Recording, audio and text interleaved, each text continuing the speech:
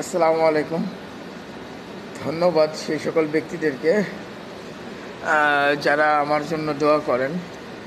হয়তো বা যারা সেটা আমি ভালো ব্যবহার করেছি, ভালো ব্যবহারই বেশিরভাগ করেছি। আহ, কারণ ইসলাম তাই বলে সবার সাথে ভালো ব্যবহার করার জন্য। হয়তো সবার মন রক্ষা করা যায় না, এটা সব ক্ষেত্রে।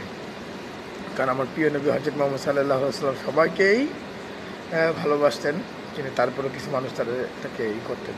আসলে তারা মানুষ না, মানুষের অন্য কিছু ছিলেন এরকম। তো ধন্যবাদ। কারণ একটা বিষয়, সেটা হচ্ছে নামাজ। নামাজ খালি ৫ ওয়াক্ত জিনিসটা এরকম না। আপনার নামাজে গেলে যে পরে সে জানে যে আসলে তখন একটা রিফ্রেশমেন্ট হয়ে যায়, মহান রবের থেকে একটা রহমত চলে আসে। তো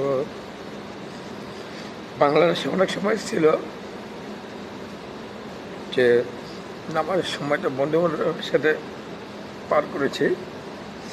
তো আল্লাহর অনেক শুক্রিয়া যে সৌদি আরবে আসার পরে ওই জিনিসটা হয় না।